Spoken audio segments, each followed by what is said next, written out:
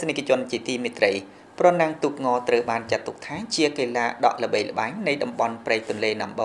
ដើម្បីមានទូកងចូលរួមប្រណាំងគឺជាការរួមចំណែកយ៉ាងសកម្ម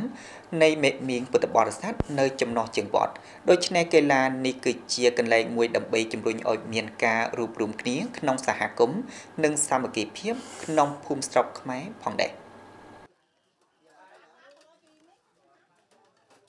នៅវត្តព្រៃតាគុណ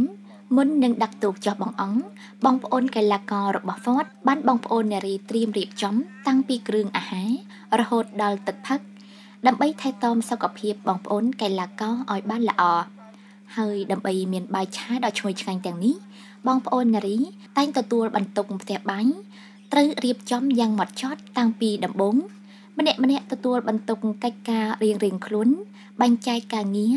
រួមគ្នាសាមគ្គីរួមកម្លាំងកាយចិត្តដើម្បីចម្អិនអាហារបំពន់សម្រាប់បងប្អូនកីឡាមុនពេលហាត់ទូក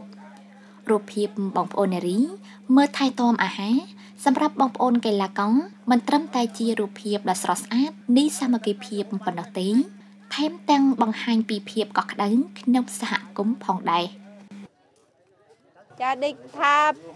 ភូមិក្រឹមចំណៅជើងវត្តពេកតកួននេះlà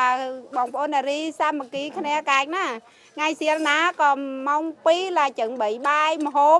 ហើយបាក់ឡានំចប់ហើយបាក់ឡាបាយលីងអីចឹងសាប់គ្រប់ឲ្យអ្នកកីឡាករមានកម្លាំងដាំទូកឲ្យយកជីចំណះមកដល់បងប្អូនណាសុំគ្រប់គ្នាណាសប្បាយអស្ចារ្យហើយនឹងគ្មានហត់ទេមកម្នាក់ដែរអ្នកនឹងមិនណាអ្នកនឹងធ្វើនេះមិនប្រច័នគ្នាទេម្នាក់លីងបាយម្នាក់លៀងចានម្នាក់រស់បាយចា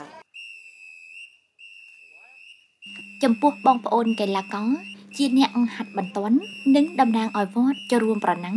ស្មារតីហាត់ពត់ក្នុងប៉ុន្មានថ្ងៃនេះគឺមមាញឹកណាស់ការហាត់កម្លាំងក៏ស្វិតស្វាញផងដែរដូច្នេះហើយ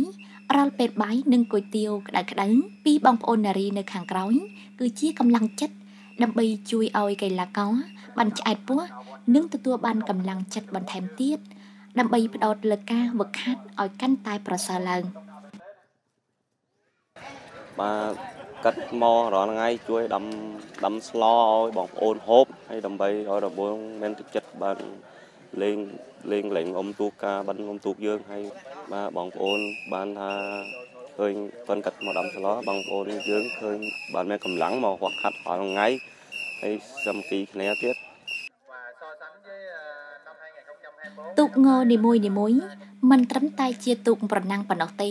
ថែមទាំងជាទូកតំណាងឲ្យសាមគ្គីរបស់សហគមន៍ក្នុងភូមិស្រុកផងដែរទូកនីមួយនឹងរាល់ចង្វាក់មិនមែនជាការខិតខំប្រឹងប្រែងរបស់បុគ្គលតែម្នាក់នោះទេប៉ុន្តែជាការខិតខំប្រឹងប្រែងរួមគ្នា